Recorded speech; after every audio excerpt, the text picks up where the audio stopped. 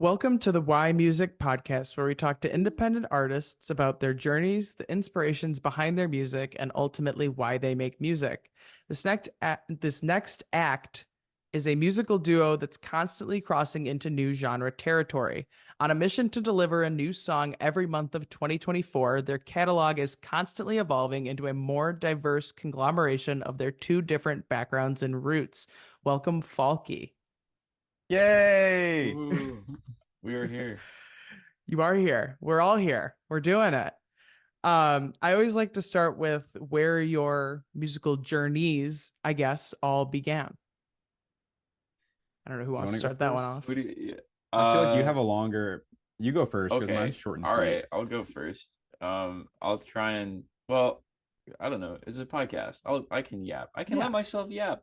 Hi, I'm Rufus. I'm the guy in the chair at Falky. As if it's a business. And I got started with music when I was very young. My parents were very musical people. My dad was in and out of the music scene in New York City in the like 70s and 80s and whatnot. He was a keyboard player, in case you met him. Um, if you probably didn't. You might have, who knows?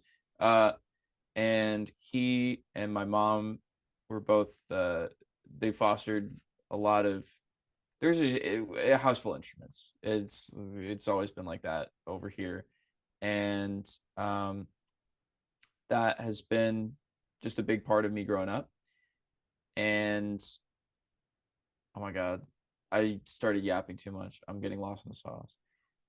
So I played viola in school, and that was kind of the first introduction to really kind of playing music in a setting, in a group setting. Um, Joined a couple of bands, did some stuff. I started producing electronic music because I got really into Avicii when I was a lot younger, and Avicii and Zed were the big ones. And I was like, I want to do that. So I started trying to do that, and I was really awful at it, and it just like did not work.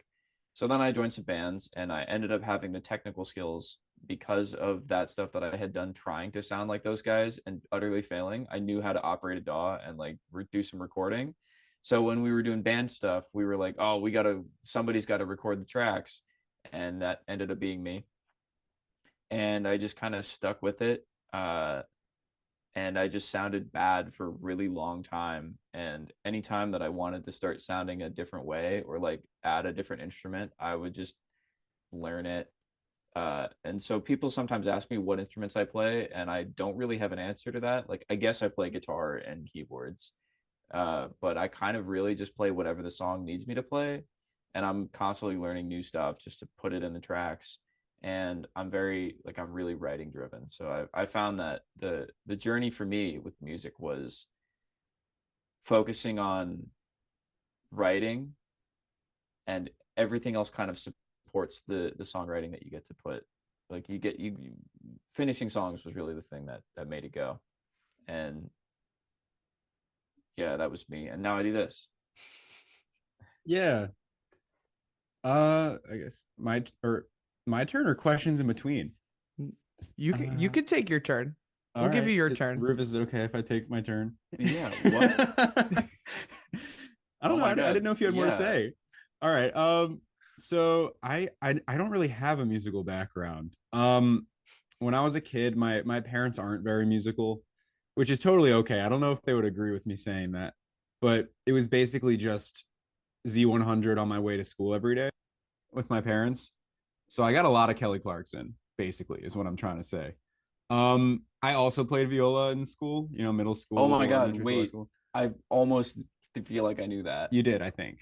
I Because think when you said it, I I thought must have. I must have known, but then I was like, oh, I probably just forgot. Right. But I would kind of just start teaching myself how to play songs I'd hear on the radio on the viola. And it was probably pretty obnoxious to everyone else who was there, like in warm up while I was just playing the same thing over and over again. But that's kind of what it was for a while. And then in high school, my love for creativity manifested itself in creative writing. So I was writing like a young adult novel. I That was kind of my thing at the time. But we were assigned, this all will make sense in the end. We got assigned at the time groups for a science project. And in my group in high school, junior year, was this guy. And he was like the popular high school SoundCloud rapper. Um, so that was his thing. Have I not told you the story? I don't know if I've heard this. So, keep going.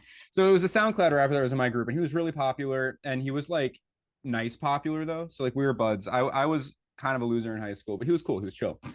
Um, and I thought it'd be funny if at the end of this project, because I was writing the script for it and all, my character writes a diss track on his character, and then at that I decided to take it one step further and say, what if I actually wrote a diss track on you / your character, and we had that in there, and it'd be like a funny twist at the end, because like I don't do this, like this isn't my thing. So I stole a Logic beat, Logic the rapper, and I made a really corny diss track on my friend, on this guy.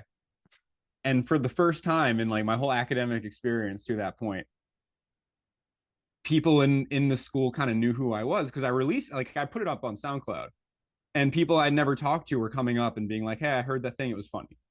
And I really loved that. And I decided to kind of take a break from the novel, take a break from creative writing, and put the energy that went into that into an actual song, which of course I stuck with rapping because that's what I had done for the diss track. And no, it was not good, the song that came out of that. But I had a lot of fun with it. And I kind of tried to write a few more songs, and a friend that I was working with sent me this instrumental that he made in his kitchen on GarageBand on his phone. And I gave singing a go. And that song is still up. It's called Spaceman. And that's kind of what I call my first song. Yeah. And we ended up making a few songs together with him. Just, he taught himself how to play guitar, and he would put these things, he would like play drums in his kitchen, like on pans and stuff. And he would send me instrumentals and I'd write to it. And I learned through that I really like songwriting, and I really like singing. And I'll say rapping too, though I'm not good at it. I enjoy it. So I did that for a while, and then I evolved from that to YouTube beats. Is No Basic on Spotify? Yes. Oh, cool. Which is kind of a shameful evolution. But there I was for a while, then doing YouTube beats. Song. Yeah. And I was kind of just doing whatever I felt like. Like I have a trap song up, like an auto-tune trap song. And that song's, I love it, I hate it, and I love it. That's the one that I just asked him about. Yeah. And then one day in college, we met because we had mutual friends. We did.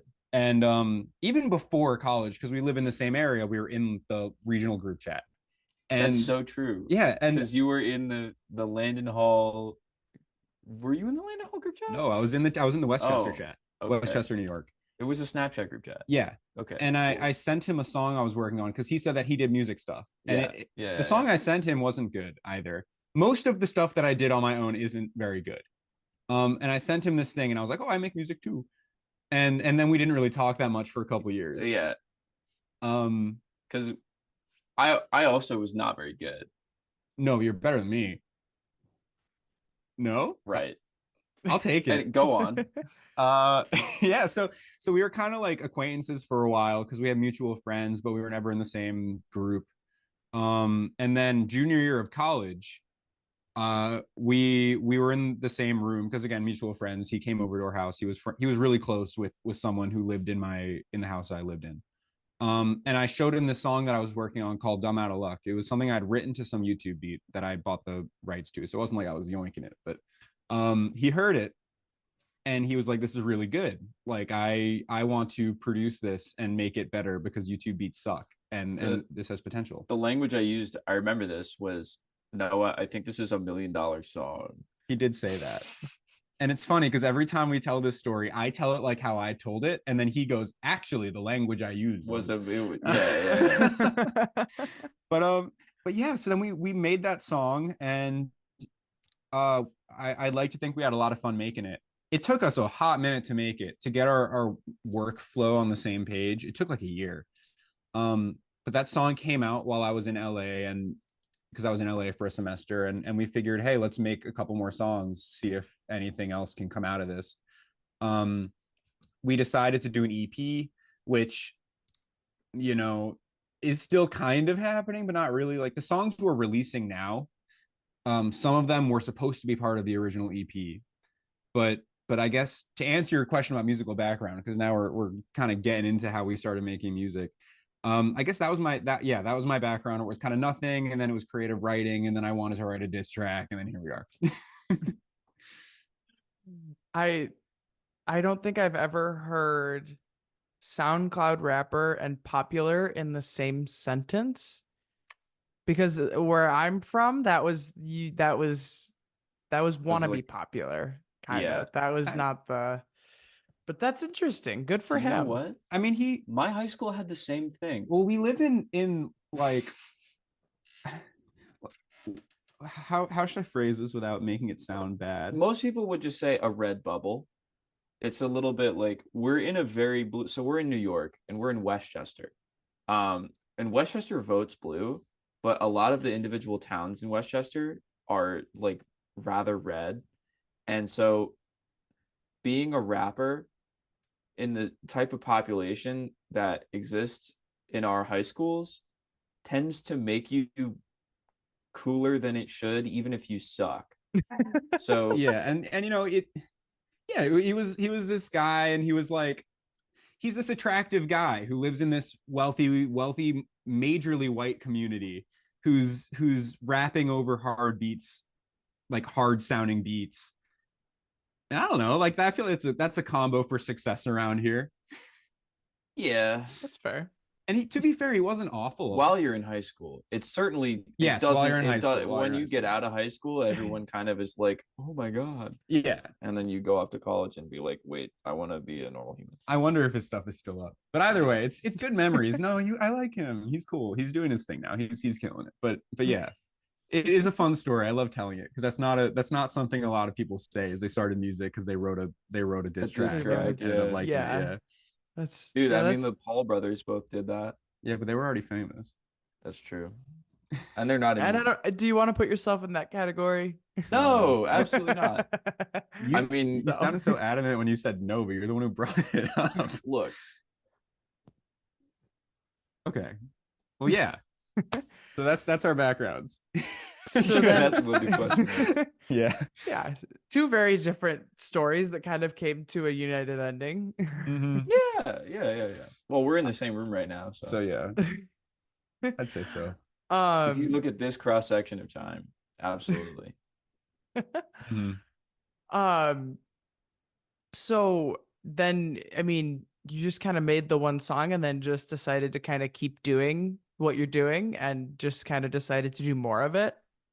Yeah, well, I mean, Yeah. we lived 10 minutes away from each other at home. On campus, we lived a few minutes away from each other. We both fill the gaps that the other person doesn't have musically. Mhm. And we both are like night owls who enjoy just like doing shit. No, what do you do? Well, he's a night owl. Like his sleep schedule is like, if he's on like a UK sleep schedule in the US. No, I'm on 28-hour days. So like I'll be up for 20 hours and then sleep for 8, and it just pushes me to I rotate, okay. and it doesn't have any bearing on like what the actual day, although not always, but sometimes. Yeah. So I will be like up at 4 a.m. and still have 2 more hours to go before I feel like going to bed. I'll be like, "Hey Noah, I think I made a good thing," and then you'll get see back when to I me the wake up. next day. Yeah. And yeah, sometimes it gets a little difficult. And vice versa. I'll text him like, "Hey, can you send me footage for something?" And then he'll be like, "Yeah, I'll get to it today." And then his today is tomorrow at 4 a.m. Yeah, But hey, it works. Like, yeah, I'd say it does actually work. how even did we do Dumb Out of Luck, and then we decided to do an EP, or how did that? Do you remember? Because originally we wanted to do this one song, and then we decided to do an EP, and then we kind of just said, "Fuck it, let's just work together." I think we started working on Dumb Out of Luck, and then there were other songs, and I was like, "Do you have more of this?" Oh, Like the classic A&R, like, "Yo, kid, that's great. You got any more?" And like and you I was had like, some I stuff. had some stuff written, except I had like a ballad written. So this song that we made is a pop punk song, but I had like a ballad written. I was working with like a lo-fi producer at the time. Mm, Um, and so it was kind of just that. Like that was what I had for that genre. And then Rufus comes from a more, I'm not going to say pop punk background, but it's more in that direction than lo-fi certainly.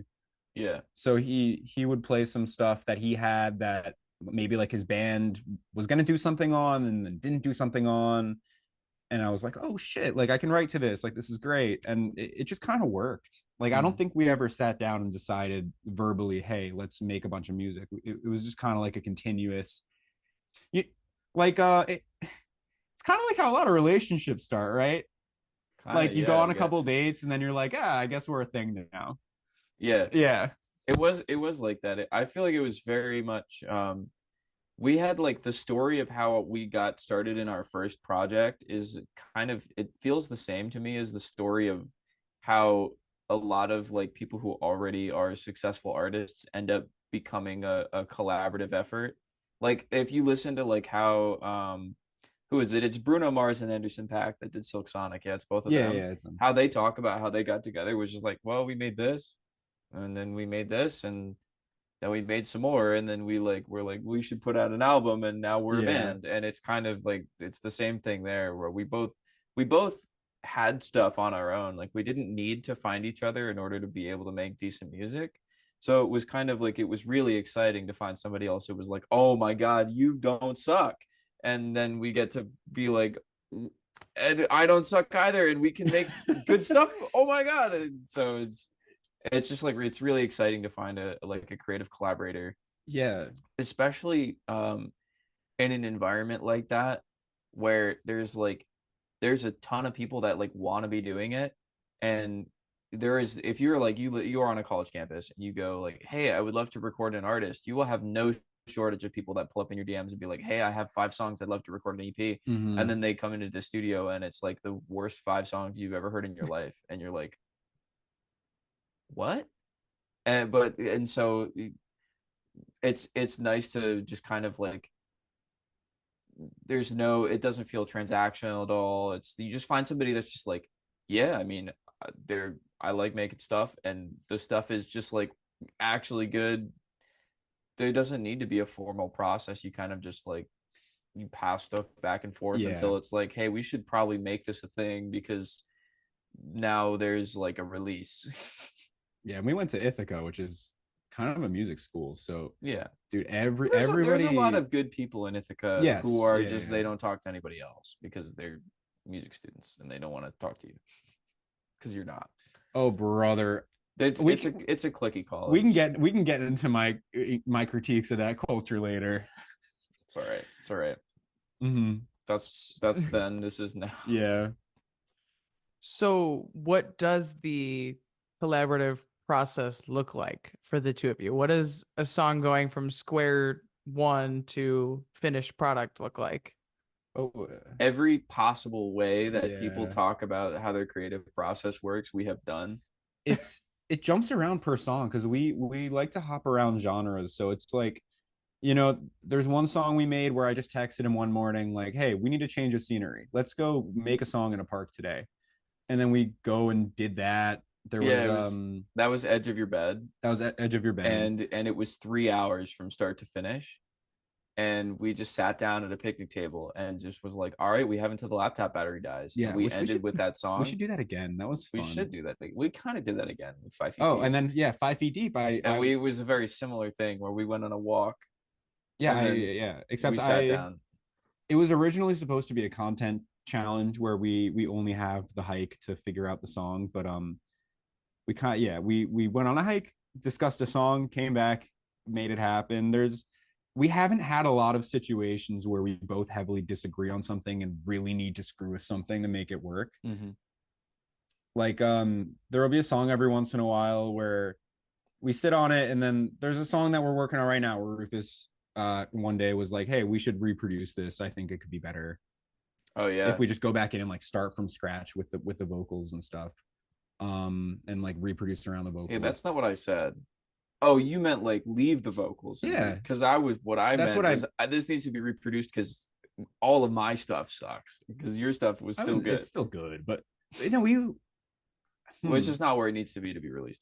We do a lot of things like um he sends me voice memos and then I'll write songs under the voice memos or like produce the instrumentals under the voice memos, or I will just sit down and have a day where I'm like I have an idea and finish a 3-minute track and send him that and he'll write on it, or he'll send me like what you told me today was you had like I have a hook and he's got a hook and a melody and that's it, and we're going to sit down and need to figure out how that works in the studio together. um Sometimes there will be, I mean, yeah, we'll pass, anybody can have an idea, and then I think the thing that I'm really, I think we have that's very fortunate, that works really well, is generally when either of us has an idea, the other one will find some way to get excited about it and find something to add. yeah. And so there's always like a next step on the like creative back and forth. It's never like I send him something. I'm also not sending him stuff that I come up with and I go, this sucks. I'm like, I'm not going to send him something that sucks. But if it's something that I think is cool, there will always be something that Noah can bounce back and add. And then it just kind of steps back and forth until it's done. Um, and sometimes those steps are really big and sometimes those steps are really small, but generally it ends up at the same place of like, this song is good and it sounds like both of us. And I And think it's that's, yeah, yeah, that's how it, that's the one consistent thread is we go back and forth a lot. Mhm. um And the best thing honestly about that, or something great about that, is there have been songs where we start on like, say I write like a folk song or like a indie pop song, whatever. This happened with Paradolia where I wrote a song. I came in, Rufus sent back an instrumental that he had for the vocals and the lyrics. I said, Made, what? not that I That, headlined sorry, that he that, but made, that he made for it. you, because you wrote that and then I put something under Yeah, it. yeah, yeah. Right. And he sent it back, and I remember being like, this does not work. But I have so much, I'd like to think we each have so much respect for each other's crafts that in this instance, the instrumental that he sent back, I was like, I don't like this for what I wrote, but this is sick. Like this, we can turn this into a whole different song, save lyrics for another thing. And that's how Paradolia was made. Like usually if something doesn't work, we will still find a way to be excited about it and make it into something Yeah. that does work, whether or not the lyrics and the vocals have to be changed or the instrumental has to be changed. And then we hold on to the piece that we didn't use, and generally it finds its way incorporating itself into a different project later down the line. I forgot about that. We do that all the time. We do have like the first idea will be like, hey, I thought of this. And then you'll be like, I love that. It makes me think of this. Here's what I want to add to it. And then I'll go like, well, this is nothing like the first idea, but I like that too. And Yeah. eventually we'll arrive at something that we both think work. The two halves work together. But there's a lot of stuff that ends up on the cutting room floor from the first beginnings of the process that just sounds nothing like how the song ended. Dude, we're talking so much. I'm sorry. It's okay. It's okay. The chattier the better, honestly. Um, so yeah, that's, I mean, I ask the songwriting process question a lot. And it's always, I'm sure you can assume the same. It kind of happens different every time. There's no formulaic approach, but the back and forth is definitely interesting.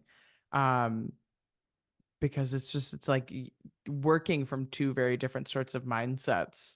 Just like you're going to have very different thoughts on it, and the way that like you might have intended for something to go might be perceived in a different way. And then like you said, like what you had for the one song, it's like was not the vibe for what we were working with, but it's cool, like thumbs up, but passing it along for like the next thing.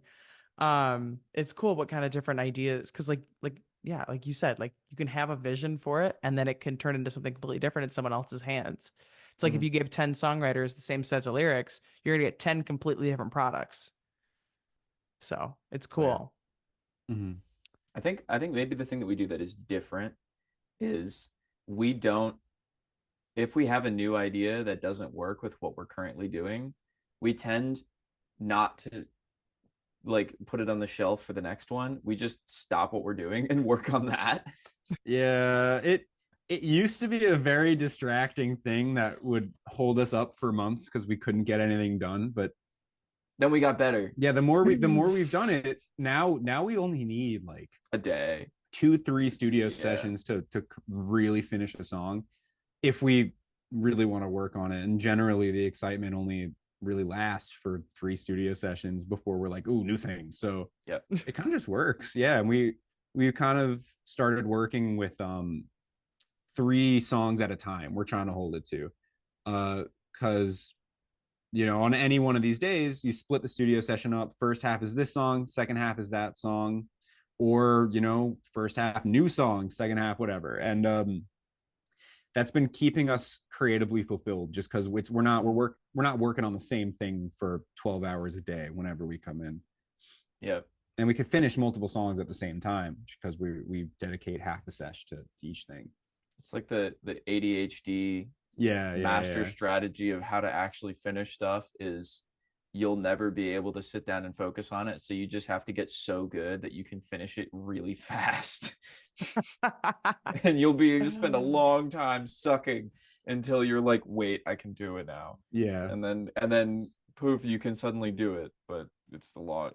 There was a long time of not ever releasing anything in my life, and you have some releases before us, but like I don't.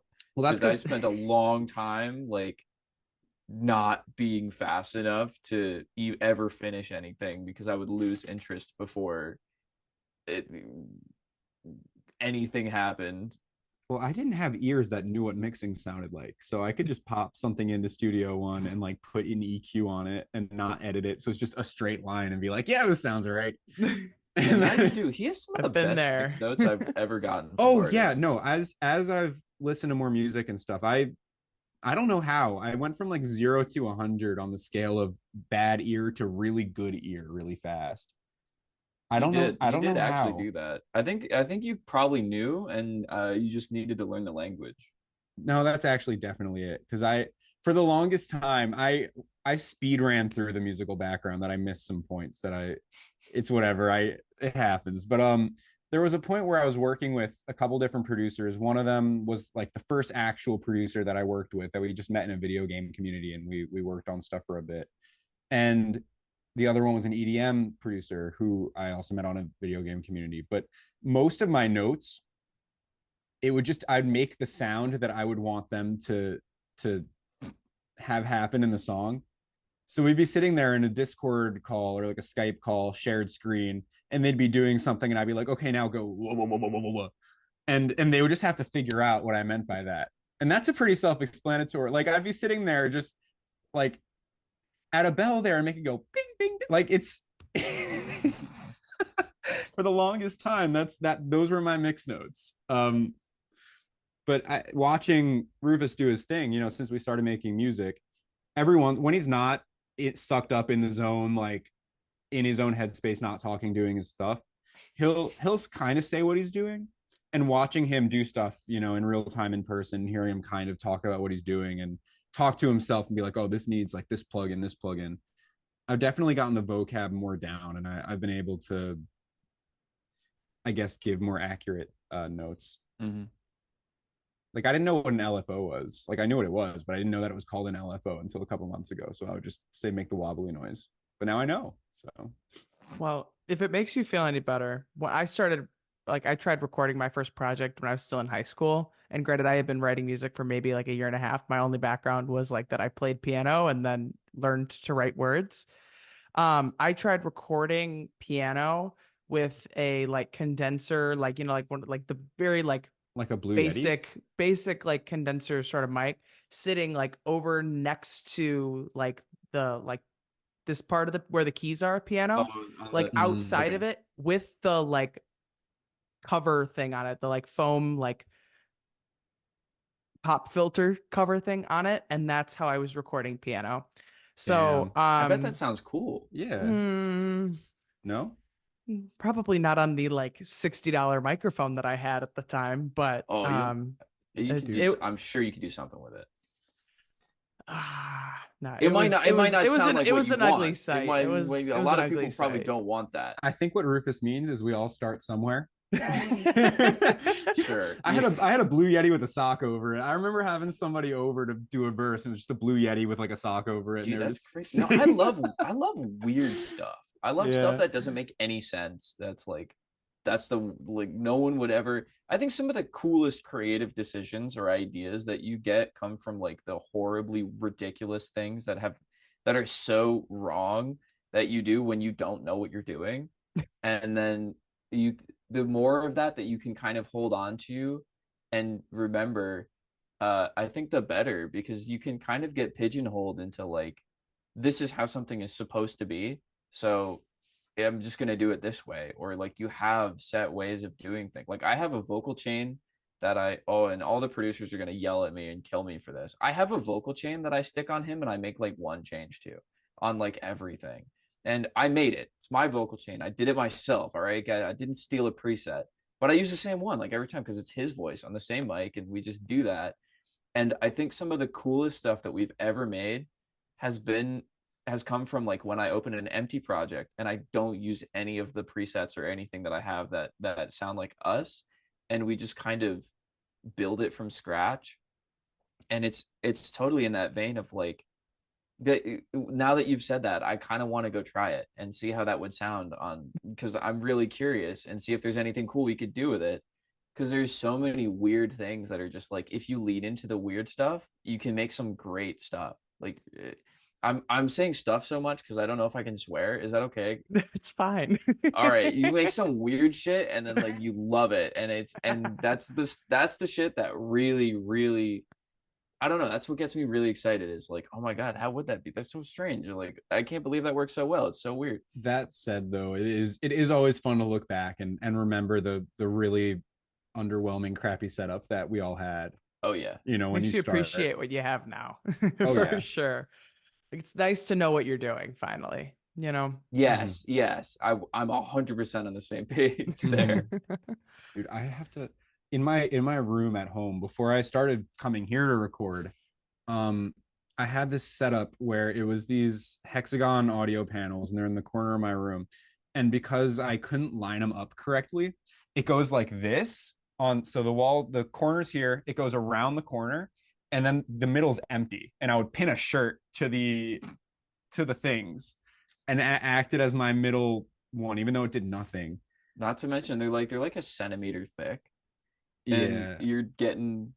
I got to take that down. Like, I don't know how I still have that up, but this conversation reminded me that I have to do that. So thank you.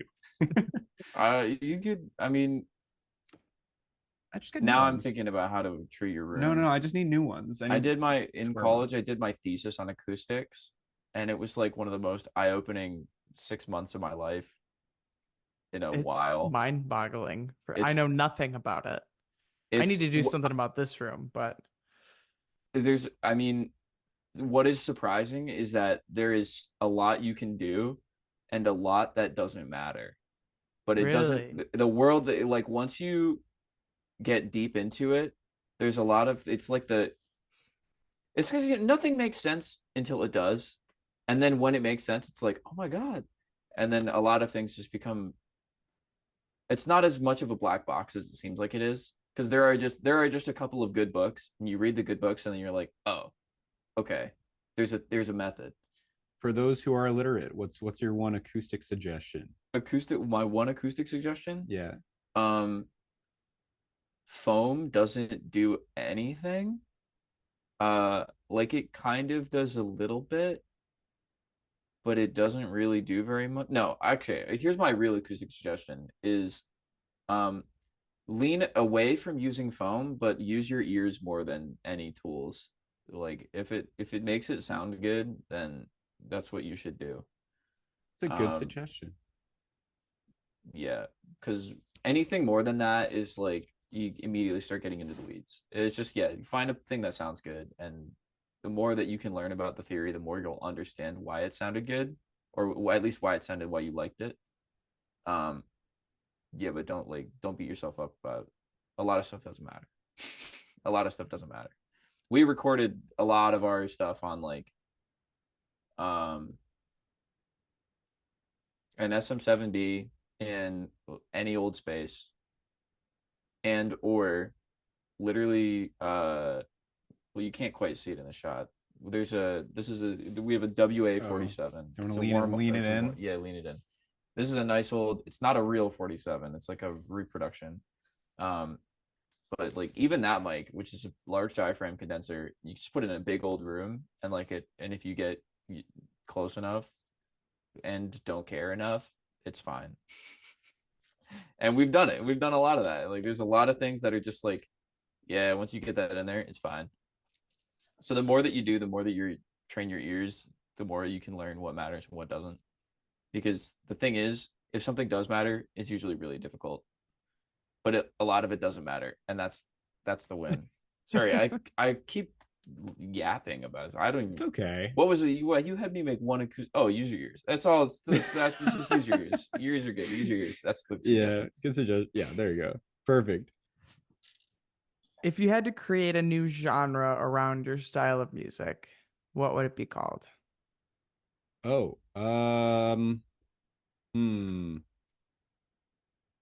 fucking indie dance. I don't know. Indie dance. Well, no, that's like just two different names of genres. We got to come up with like a new word. Fucking. Oh Okay. God, this is a stumper. What are we? So. What genre is U Time? Just pop. Your time is just straight up pop. It's just pop? No, it isn't. Because it's kind of like, I guess it's pop, but it's pop from like Can we the 80s. can we say jambalaya? Can that be our genre name? No. Why? Isn't that already a genre? Jambalaya? No, it's a food. I swear to God, I've heard people describe music like that. Is jambalaya a genre? Can we fact check this? Can we look this up? Okay, Google. I'm gonna look this up right now. Okay, go for it. Oh, this is such a tough question. Good question. Because we don't, we'll go from like the almost acoustic vibe with all very little added to it to like basically metal, and it still feels like folky. And So, It's what not is a it that genre. makes it? Sorry, continue. What is it that makes it feel like you guys then? So, like, what is it that's like consistent from one thing to the next? That's like sounds like the same dudes. I'd say the personality I feel like is always kind of the same. Um, I think it's one of those like intangible things where it's like when you listen to when you can spot a popular producer on a different artist's song and you know that they touched it, even if they did like they don't have a signature sound, they don't have an instrument they play or something, they just have like a way that they arrange or a way that they think about melody or something. This is one I don't know this about myself, but people, and especially my dad, keeps telling me that like, all right, man, you might play whatever you need to and be a guitar player on stage, but you're a bassist. Like he likes to say Don Was, when that's a guy. And for anyone who might not know who Was Not Was is, but Don Was is the guy that produced Was Not Was. And it's like, yeah, you're Don Was, man. You might be whatever, but you're really the producer that plays the bass. I'm like, okay. he told me I'm Weezer, I did not. My dad told you you're Weezer? and the other guy, both of them. I guess he's Weezer. Yeah, you were there for this. I'm Weezer. I've been told I'm Weezer. That's like our 3 genre. times now. Our genre is Weezer. Weezer? Weezer Pro. Kind of like that actually. He hates it. I can tell. I think he's still mad that you turned down Jambalaya. Yeah, it's not a genre. It's a song. There is a song called Jambalaya Okay. in parentheses Well, on the bayou. Well, that would be why I thought of it. Okay, cool. That can be our genre. Jambalaya. No, I feel like Jumbo. Our music would have You've to convinced sound me. more like Southern influenced to All be on right, the you've lineup. unconvinced me. Yeah. Mm. We will Well, the have an jury's answer for out. you. The jury's out. Yeah. We're yeah, fuck it. Until we find something better, it could be Weezer Pro. I'm okay with that. Okay. It could happen. I'm okay with that, he says. It sounded very reassuring. It's a I'm placeholder. reassured. It's a placeholder. It is a placeholder. We could be like, nah. I don't know. We'll figure it out. We'll give you an answer at the end of this podcast. Weezer Pro Max.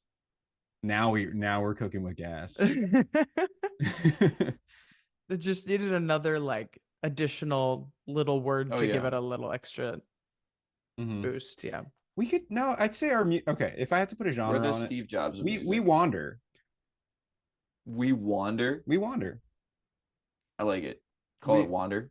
Yeah, we generally walk in a circle and every section of the circle is a different genre, but the circle's one thing. No, I'm into it. I like it. Yeah. Wander. I like the justification on that. Yeah, that works. That's a good answer. Wander Pro Max. Yeah. Weezer Wander Pro Max. Okay. Now you're one step away from Wheeler Walker Pro Max. Hardly know her. Ouch. Pro Max. All right. Because the ER? No? Okay. No, I understood. I got it. If you're someone that is constantly looking for new music and trying to find artists before they blow up, then I'd like to introduce you to a project you're going to love. Indie for Your Inbox is an email newsletter that brings you a new song from an independent artist every single day. Uniting music lovers with the future face of the industry, we want to provide indie artists a new way to bring their music to their future fans. Click the link to subscribe now and find your future favorite artist. Is there a song that you've written that you think best embodies who you are as an artist? Like your one song sample, what's the one thing you play for someone to be like, this is us. If you like this, you'd probably be a fan of the rest of the catalog. I think we have different answers for this. Go for it. What's yours? Well, no, you go first. What? I think it's the next one that's about to come out. Okay. Yeah, we have different answers for this.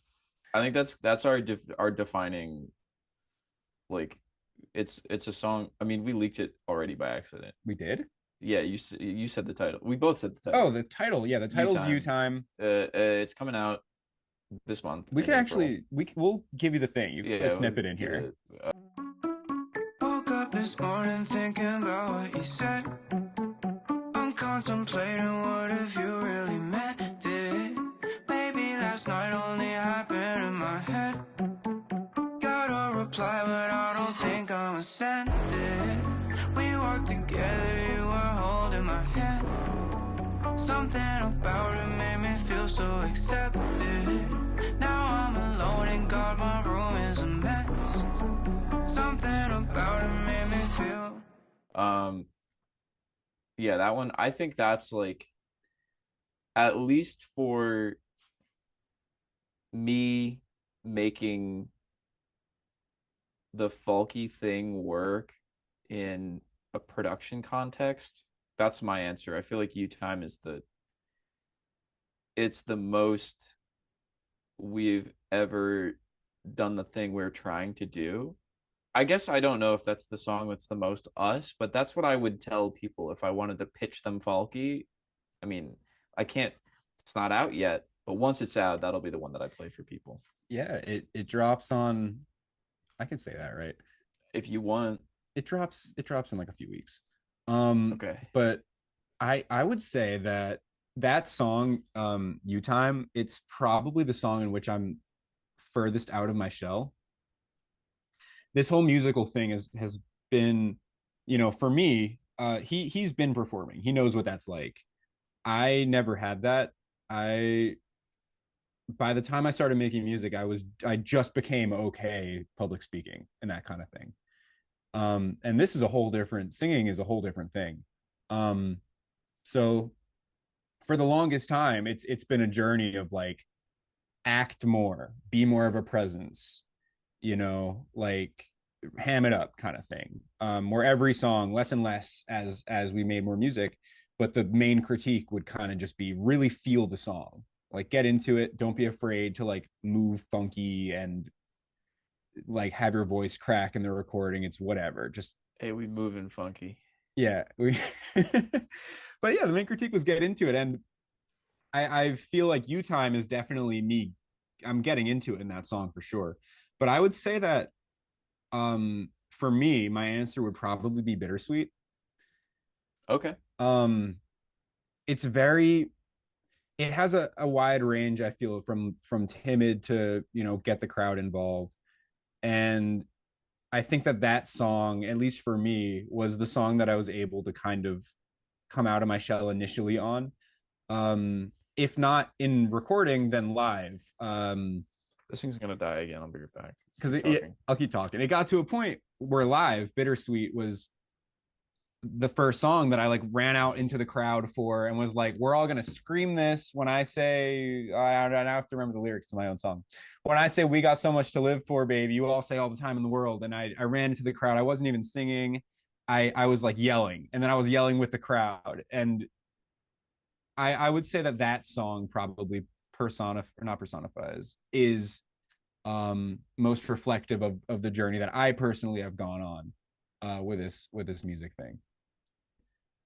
I've been taking a question from last week's artist for this week's artist. And Oh, so that's last sick. week's question was, if you could make a song with anyone, who would it be?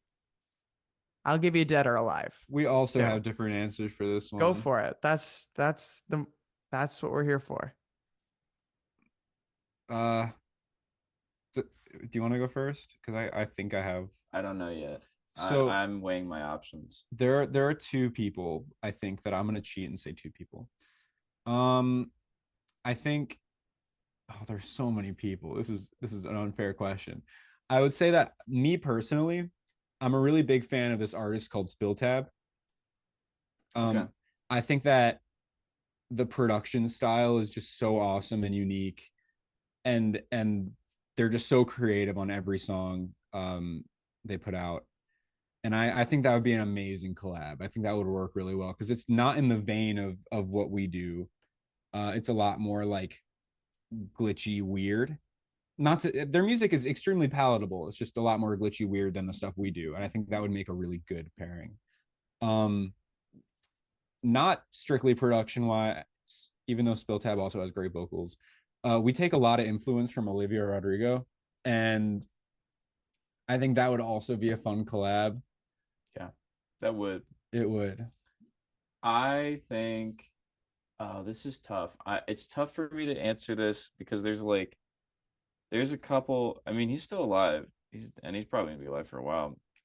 I think I don't know if I mentioned Steve Lukather yet in this thing, but Nah. Steve Lukather, I would love to have Steve Lukather on a track and just be in the studio with him, do something together. And I think that is something that could end up being very us, because I mean that's kind of what he does. But just doing anything in that vein, though, what a well, he's not even that much of a hidden big gun, but that's one. And then I think oh, I had another answer. I know this isn't one. The question was pick one, but that's just like Yeah, impossible. sorry. Who was it? I mean, I'd go Spill Tab if I had to just pick one. Olivia You go was just Spill a Tab? throw, and I'd go Spill Tab. We have a collab wish list thing on our Notion. It's like a manifestation page, and that's The other answer I was considering would be Theo Katzman. yeah. I think Theo Katzman it's a very, if you know me, that's a predictable answer. But I actually don't know if I would love to be in the room for like a Theo Katzman session. I'd love to work on a Theo Katzman song. I don't know if I want Theo Katzman. I don't know if I want to do a one-to-one collab with him, because I think he makes music that I really connect with in a very deep way that a lot of other music I don't feel that for.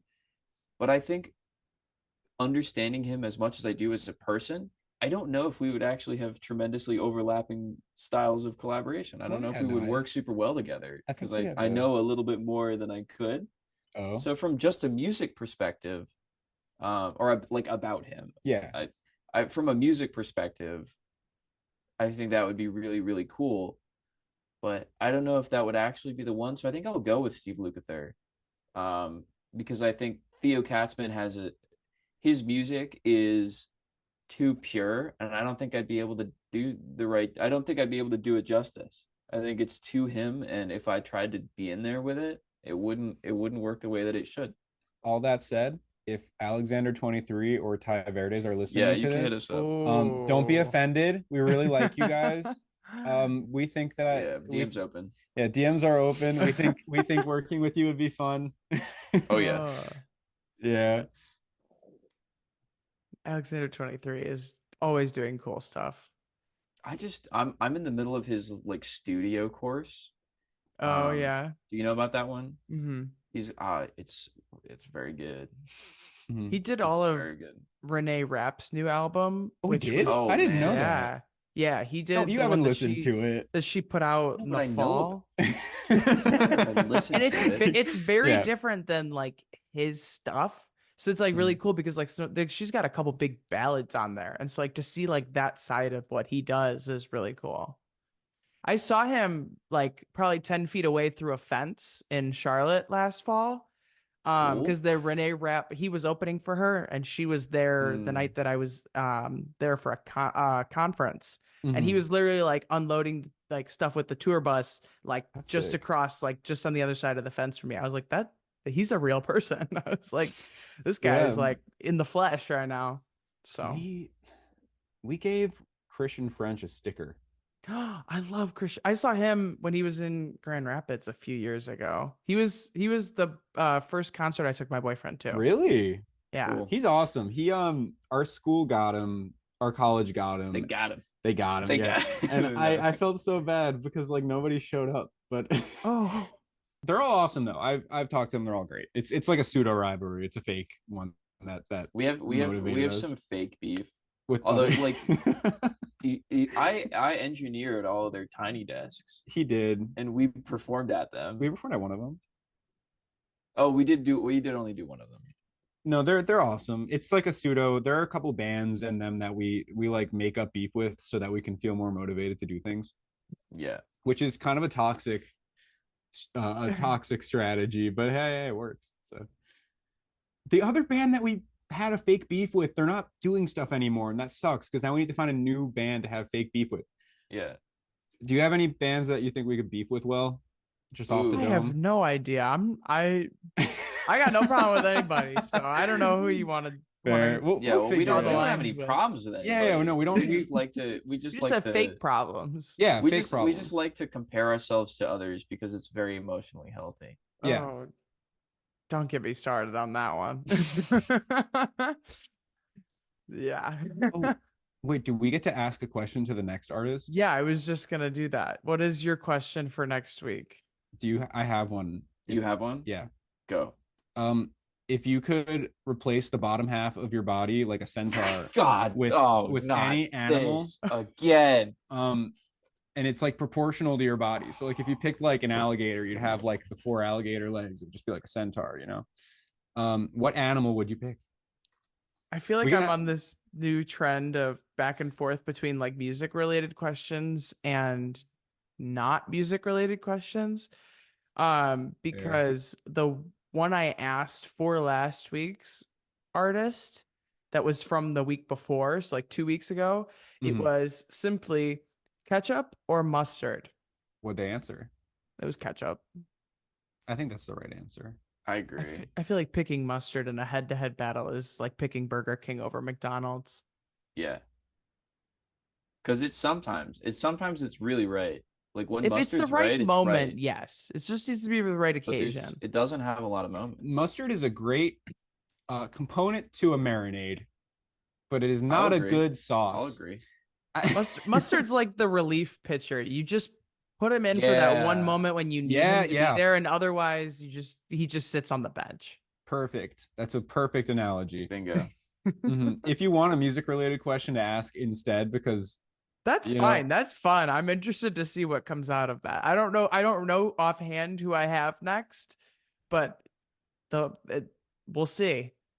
Do you remember when you asked me this question for the first time? I ask everybody this question. I think it's a fantastic I question. knew that What- had to be coming from somewhere. Do you remember what I answered? Because I don't. Yeah, you fucking said kangaroo. Is that what I settled on? I could think get so. behind that. Well, because I asked him, it was like a group of Yeah, all a right. few people. No, I'm with it. I kicked the shit out of you. And Yeah, I could get a do kangaroo. it. Why do you yeah. look Well, at not don't you. no not No, her no, no, either? no. I was talking to you. Oh, okay. Well, I picked. I looked at the screen, but I looked at you on the screen. I gotcha. So yeah, it was a group. I picked an octopus. I wouldn't kick the shit out of him. I would not do that. Even if I could do that. what did I AK probably pick? can't do that. What did AK pick? I don't. Like a dolphin? I think she said dolphin. I think she said dolphin. So we had a kangaroo, an octopus, and a dolphin. And this question goes around. we were There's gonna there's a lot of answers in this house. A lot of There's options. yeah, we were gonna do an underwater bank heist. What? Yeah. Oh, I remember that. Octopus, dolphin. We're spoiling we're giving away. Options. Yeah. Oh, sorry. What if the listeners at home were playing along and now they feel like If you you- just took it from them? If you were playing along and you said giraffe, change your answer. It's not a good answer. Yeah, the best part of the giraffe is the top half. Exactly. Like that's just like let me be like a horse that like doesn't run. Yeah, I've had 2 people pick giraffe, and it's like, why? Really? Yeah. Dude, That I'm is kinda telling you, silly. that question is a fantastic question. You learn so much about people. I have It's one a good very similar. icebreaker. I have a.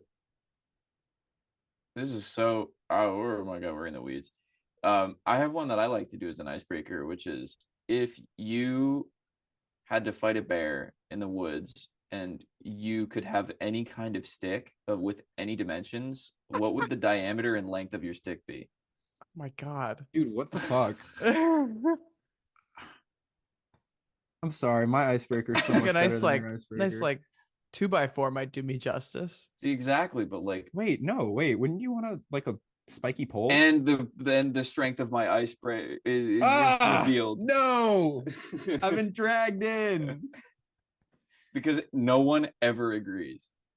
No one I ever mean- agrees on that. It's a very open-ended question. Yeah, because there's so many ways you could fend off the bear. Yeah. Can it be on fire? You could make it on fire if you want. Okay, then it's not an argument anymore. Flaming stick, dude. What, the bear? No. Oh, I thought you meant as the bear on fire. Oh no. Well, if the bear's not on fire, you don't No, need you the can't make you stick. can't make your stick on fire. Exactly. the what bear's on fire, you is don't like, need it's like the a fire stick. bear and it's coming at you to set you on fire. Like that That's a good seems also point. bad. All right, we can stop now. We can stop. I don't know I don't know where my train of thought is going on that one anymore. No, neither do I. That's why I think. On to the next. Yes. What is it that you think sets you apart from other independent artists, duos, groups, etc.? I'm looking at you because it looks like you want to say something. I can't say that. No, say it. No. No. Um I said no, say it. I said my thing already. That made you go, ooh, it's your turn. What? No. Hold on. Let me think. Let me Okay. think. I mean, I feel like any It's not- answer to this is it's gonna not sound coherent words yet. yeah, a lot of answers that I could throw out for this would sound pretty cliche because I think we care a lot about showing the weird parts of what we do. Like a lot of the stuff that we get because we've been recording our studio sessions is like the weird moments that I feel like a lot of artists don't show. There are a fair amount of artists that post the weird moments from their sessions and the weird funny moments videos, but like we have a thing in the vault that we haven't put out yet that I don't know if we will because professionally it looks awful. We were talking the meme about New York City where it's the people and they go into a bagel store and they're like, put a little poop on it. No. Okay. Can't say that I do. Oh, you gotta you go on TikTok, look up poop deli, and you'll find it out. It's like in New York City. It was a thing It's for a little while. yeah. And we one of have those bits. we have like a 2-minute bit just from a studio sesh where the track, because we were tracking some vocals and the vocal was already gone, but it was still recording, and we have like a 2-minute bit of us just talking about how we got to put more poop on the song with like an obnoxious New York accent. And Everybody that doesn't know what this bit is already is like disgusted right now. yeah, and so I'm sorry about that. But it's like I feel like that's something we'd post. Like we want to put we it would in post like it because that's it. I mean, I guess the thing that we have is we assume everybody else already gets our jokes, and so we just post all the jokes and then find out after we post them that people don't get them. I think what I was gonna say is, I think we release music with the only criteria being that it's something that we love, that we think is good, and I think that separates us from artists who are good and have one thing, and artists who do that but are also not good. it's a better answer than my answer. Thank you for saving that. Because we have enough between us, we have enough musical range that we can get away with kind of just making whatever and finding a way to spin it into something that's a listenable, enjoyable song. And so that process works for us, where I think there are other artists for whom that process does not really work as well, either because they're limited in range, or they're just like newer, or they haven't put in the time yet to kind of have stuff really to know when something is good enough. I think we have a very strong sense of when something is actually good enough. Yeah, and we put out stuff that only put out stuff that's good enough. And because we're a duo, it's kind of like, instead of having a group of people that we hope are not yes men, we'll just be extremely blunt with each other. Like if something's not ready, if something sounds bad, neither of us are afraid to say like, hey, this is not ready for release. Like we have to redo this and this. I think, well, we often say things like, oh, I hate that. Well, I say that. I'll have something and I'll be like, I'll listen to it another day and I'll be like, oh, I hate that. It sucks. This is awful. This is bad. And I don't mean that like, and then we don't get beat down about it. Like we get to say that we have this, another strength is that when we tell each other that things are bad, it's like, thank you for not letting me embarrass myself. Yeah, it's not like, oh my God, I can't believe you don't like my art. It's like, you know what, you're right, that is bad. We shouldn't release that. Oh my God, I don't know why I thought that was good. Let's do a better thing. And it's like the optimism of like, making bad shit doesn't make us feel like we suck, because we'll just make something better than the bad stuff. You have to make the bad to make the good.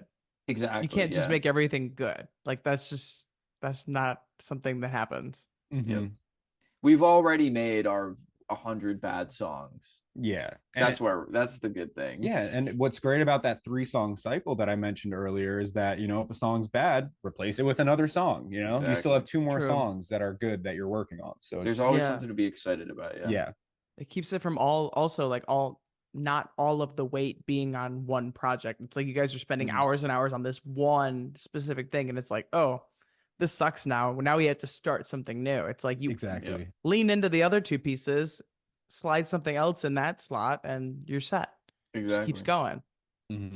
I think you've just identified a strength of our writing process that we were not aware of. At least I wasn't aware of that. Did I not talk about this? You talked about you mentioned the 3-song thing.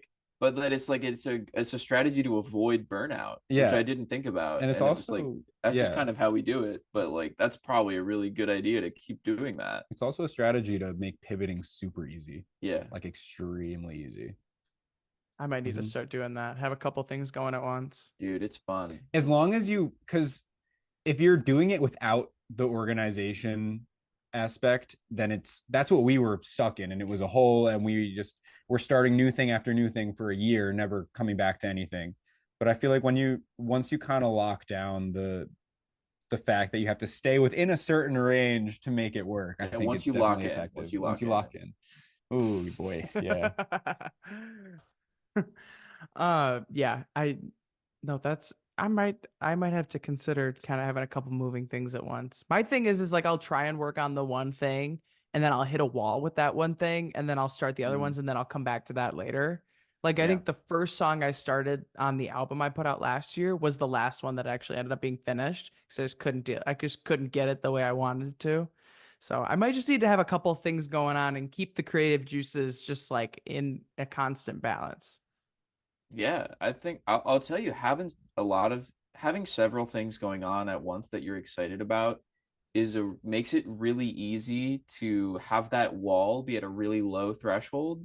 So you cut out a lot of the time where you're like you're not really having fun anymore, but you're still okay with the work. But if you have other stuff that's just right on deck, ready to go, you can just kind of stop immediately once you stop having fun. And then you just always get to continuously have fun because you don't True. need to wait until you're starting to burn out. You can just kind of stop whenever it starts to feel like you might not Yeah. be enjoying it. And then you don't even have to go back to the song that you slide out if you don't want to. And that's okay because you have so many ideas that are flowing in. It's, it's easy to say like this wasn't what we Yeah. wanted it to be. Totally okay. New thing. Yeah. Definitely. I'm gonna have to remember that one. Well, we have it in video format. So I'm glad we had a good idea. Yeah. Every once in a while, man.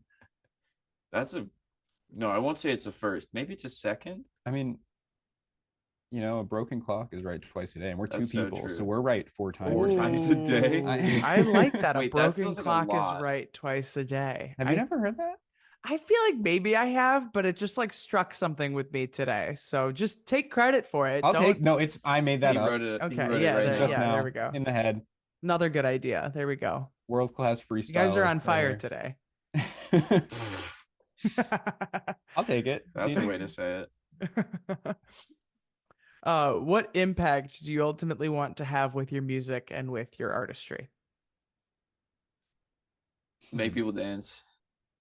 Oh, Come to the show, dance at the show, go home, go to bed. I Eat some food in there. I'm about to. Oh, I wish we didn't yap so much because this is a question that's getting me now yappy. So now I'm gonna yap. Okay, go ahead. Yap. Um, I yap too much. I'm the yapper. so growing up, I'd say that for me personally, I know again we have different answers, but the goal was kind of just make somebody feel some kind of emotion because ultimately I feel like that's the beauty of music is you get to make people feel something that they wouldn't be feeling had they not been listening to your music. And this brings up a specific story actually. So back in high school, uh I had my own mental health struggles going on, which is part of why I wanted to do creative writing because nobody who's a creative writer gets there without the depression.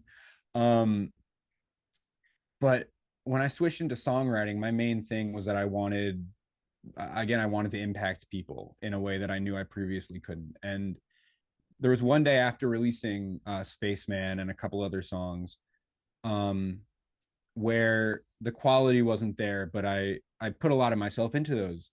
And somebody came up to me in the hallway who I didn't talk to very much previously. Like we were in the same kind of program and we were in the same grade and we had a couple mutual friends. But they told me that Spaceman specifically got them out of a really dark thought process that they had going on the night prior. And at that point, I felt two things. And the first one was kind of mission successful. I feel like a lot of creatives would say if I help one person, then I've done what I've set out to do. And in that I agree where at that moment I felt like I had done the thing that I had set out to do in making music. And ever since, as I guess I've kind of gotten better, my ears gotten better, I've made a lot more music. I would say I just still have that goal just on a bigger scale. Where if I could help somebody inadvertently with a song that does not sonically sound good, I want to do that for more people with music that does sound sonically good. And if that comes in the form of, as Rufus was saying, going to the show, making people dance, have a good time, to me, that's, taking their mind off of something that they were maybe stressing out about earlier in that day. And that to me is so valuable. And one of, if not the biggest reasons that I am so passionate about this is because music kind of did that for me. I really just want to pay that forward and showing off our the weird parts of our personalities and making the music, putting out every aspect of what we do. I feel like putting that out there has a chance to do that for somebody. So that's what I would say is the impact that I want to leave behind. I know that was kind of a lengthy, somewhat deep answer, but that's what I would say. Yeah, I mean, it's a I always say it's like a passing the torch kind of thing. It's like what something impacts you with is what you want to have you doing that thing do for someone else. And Mm-hmm. so like to have like an actual like tangible story to that is always even more of a plus and makes the just saying the answer that much more like real and true and personal. So, but yeah, I think it's we create for ourselves, but we also create for people out there that have been in the positions that we have been in. And that's what it's all about. It's just this full circle kind of thing. Yeah, exactly. Yep. You can tell he's like the songwriter that's lived the life and has all the meaningful things to say, and I'm like the guy that likes making little grooves. I'd say My they're big. answer They're is big like, grooves. What do you mean? all right, they can be big if you want, but it's come to the show, come dance. Yeah, come to the show, come dance. Yeah. Eat a cookie. We like cookies. Yeah, we do like cookies. I like cookies. Yeah, my mom's a nutritionist, but Rufus always has sweet treats here. Oh yeah. So that's another perk of coming to the studio is there's always like You those, have to. those frosted cookies that make your mouth really dry. If you are Yes. one with a studio, you must have snacks and amenities at the studio. Like for all my young upcoming producers or engineers or anybody that has a space that hosts musical creation in it or any kind of creation, have snacks, have vibes. Your space has to have the vibes. You have to make it have the vibes. You get it. That's your responsibility. That's so true. Honestly, the snacks are so awesome. I think that brings us to the final question, which is ultimately why music? I love. I mean, for me, I don't know. I love it. I think that it's a way to make people feel emotions. That's don't hate me for this. People who are listening who like these things, music is a lot more easily palatable than like theater or even movies. He's a movie person, so I don't know if he'd agree. Keep going.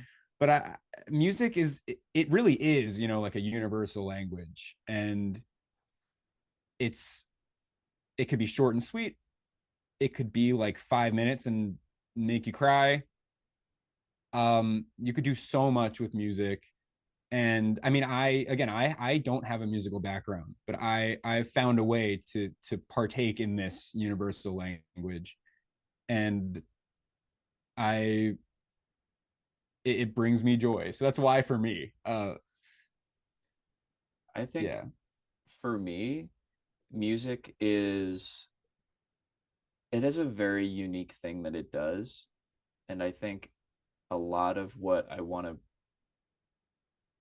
bring into the world is stuff that is best said through music.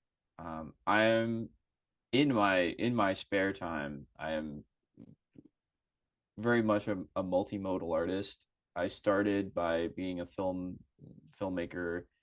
I work in film now. I still do that, and I make music. I've was into graphic design for a long time, to game development, all sorts of like things that I think things that are experiences for other people are the number one. That's the thing that is the thread that connects it all. But with regards to music, I think there's something that is really special about an art form that can hit you so physically and viscerally in a way that visual art does not do. Um, Visual art can say a lot and it can be very deep and meaningful, but it doesn't have it can't bring the sense of scale that you can feel in a song without physically being huge. Like if you see a giant statue, giant building, that feels very big, feels very, and it can envelop you. But music can envelop you with a pair of earbuds, and I think that's something that allows you to kind of. It's an art form you can give yourself to, uh, with a much lower barrier to entry to Yeah. really consuming it at the highest possible degree. Because if you have AirPods, that's you're basically as good as you need to feel music at the best you can feel it. Maybe you want loudspeakers. That's the one other thing you could do, and that's not even all music. Everyone can kind of consume it. Everyone can enjoy it. It's a very equal form of art with regards to being able to consume it and feel it. And I think I love that. I mean, I love listening to music. I listen to music all the time. And I love what it feels like to listen to great songs. And I think that's just like, I love reproducing the feelings that make me feel good for other people. I want to know how that thing happened. I want to understand it. Feel like, let's make that thing was great. Let's make that. And I'll do it in anything, but I guess just with the things that go on in my head, music is the way to say them. It also makes you feel so cool. Yeah, it does make you feel pretty cool. Yeah. When it's good. Yeah. But I'm talking about when someone texts you and is like, hey, I listened to this song while I was working out, or, it's like, oh, that's sick. Like, I'm glad Oh, that, yeah. yeah, that kind of thing. But yeah. No, I like what you said. It's music is the things like that are in my head, but it's just the way that I say them. That is, Mm-hmm. in a nutshell, that is the thing. Mhm. That is, yeah, I get that. But no, it's just, and even like, it's not very often I get somebody that's very involved in different creative forms, in the way that you are, and to have it be like, okay, like this is just kind of, it hits a little different. Just Mm-hmm. kind of just gives it a little bit of extra credibility. Music is just kind of on a different level. Yeah. And there are ideas that are right for movies. There are ideas that are right for like paintings or written stories or sculptures, or there's lots of different things you can use all those art forms for, but music does a thing to you that none of those other things do. Yeah, very true. Awesome. Well, I think that brings us to the end of this episode of the Why Music podcast. You can check back again next week for another conversation with another independent artist. Thanks for listening.